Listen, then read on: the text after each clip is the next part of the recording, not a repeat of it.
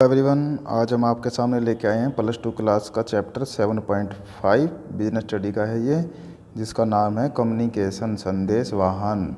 तो संदेश वाहन क्या है या संप्रेषण भी इसको हम बोलते हैं, पर इंग्लिश में कम्युनिकेशन ही नाम है इसका। संदेश वाहन संगठन में जान डालता है।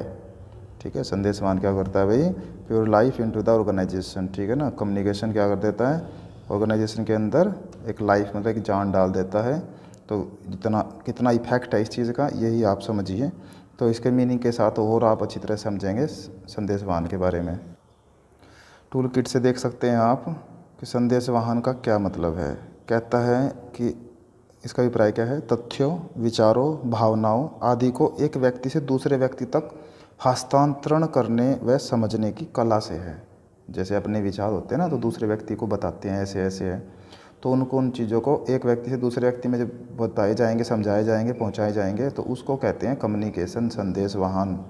ठीक है ना। वैसे भी आपने देखी नहीं होगी क्या, जब मोबाइल की दुकान संदेश वो कम्युनिकेशन, जैसे मोबाइल की दुकान होती है ना, तो उसकी दुकान के बाहर लिखा है फलाना कम्युनिकेशन, ऐसे लिख देते हैं वो। तो वो इसका मतलब संचार की दुकान है भाई। जो भी आप सामान ले रहे हो, आप संचार मतलब अपनी बातों का आदान प्रदान करने वाली की दुकान, इस तरह से समझ सकते हैं आप इस बात को। यहाँ पे आप देख सकते हैं कि संदेशवाहन प्रक्रिया, द कम्युनिकेशन प्रोसेस, कैसे कम्युनिकेशन प्रोसेस होती है, कैसे चलता है, तो वो सब बातें यहाँ पे आपको बताई जाएंगी, किस तरह से हो के हम अपना कम्युनिकेशन कर सकते हैं। ठीक है, तो सबसे पहले जो सेंडर होता है, ठीक है ना, वो फिर मैसेज करेगा, मैसेज के बाद फिर वो इनकोडिंग होगा, फिर मीडिया में जाएगा, फिर मीडिया से वो डिकोडिंग होगा, फिर रिसीव होगा, उसके बाद फिर उसकी फीडबैक आएगी। जैसे हम कोई मैसेज नहीं करते वैसा, उस तरह की बात आप इसमें समझ सकते हैं। तो एक एक करके हम सब के बारे में आपको बता रहे हैं, ध्यान से देखिएगा। सबसे पहले आ गया है संदेश भेजने वाला, जिसको हम बोलते हैं सेंडर। ठीक है ना, या कम्युनिकेटर। तो प्रेषक वह व्यक्ति या सेंडर वह व्यक्ति है जो व्यक्ति दूसरे व्यक्ति को अपने विचार भेजना चाहता है। ठीक है ना, जो विचार को भेजना चाहता है उसका नाम सेंडर है, ध्यान रखना। तो एक प्रबंधक अपने अधीनस्थों को जो कार्य योजना के बारे में बताना चाहता है, यहाँ पर प्रबंधक प्रेषक मतलब सेंडर कहलाएगा। ठीक है, बिजनेस के अकॉर्डिंग भी तो पता चलना चाहिए ना आपको।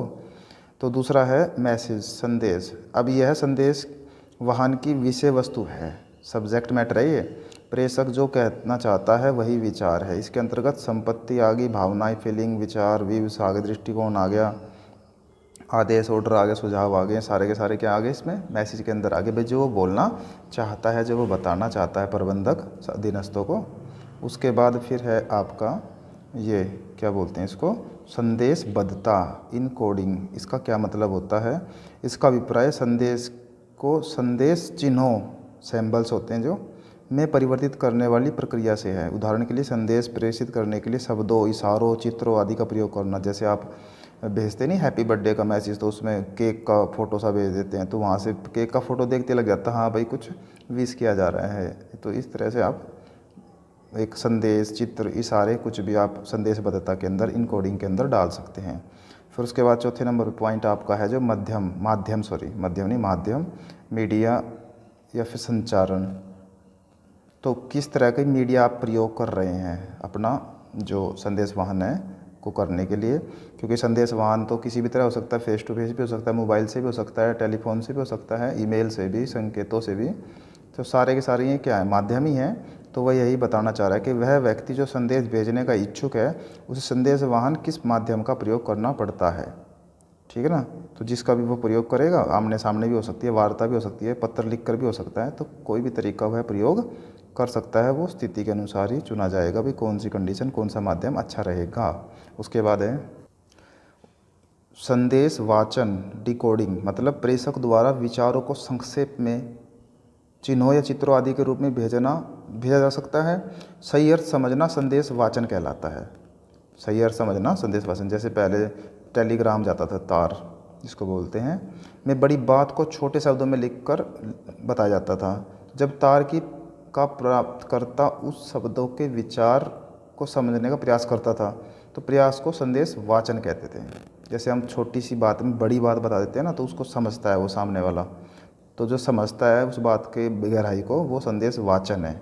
डिकोडिंग मतलब उसके अंदर क्या बात बताई गई है। जो जैसे केक को भेज दें आपके पास, तो आप उससे क्या समझेंगे भाई, कुछ इनविटेशन के टाइप, जैसे मतलब कुछ प्रोग्राम जैसे बर्थडे है या कुछ सेलिब्रेशन हो रहा है, मतलब इस तरह की फीलिंग आती है ना एकदम से, ठीक है ना। तो वही पार्टी वगैरह की, जैसे पिज़्ज़ा वीज़ा भेज दें आपके पास तो समझ ना पार्टी है मतलब, तो वो ही वाचन है, ठीक है ना, संदेश वाचन। उसके बाद है प्राप्तकर्ता, जैसे हम बोलते हैं रिसीवर।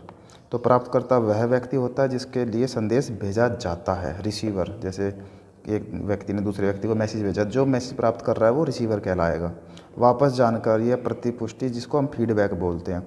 जैसे हमें कोई भी चीज़ बोलता है तो हम उसको थैंक यू कह के फीडबैक देते हैं, या नोट मेंशन ओके जो भी है, तो वो क्या होता है, फीडबैक कहलाता है।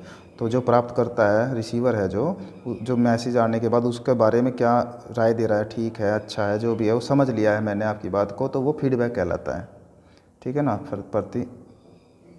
प्रतिपुष्टि, ठीक है। तो इस तरह से ही आपने संदेश वाहन प्रक्रिया, कम्युनिकेशन प्रोसेस को कंप्लीट यहाँ पे किया। Thank you.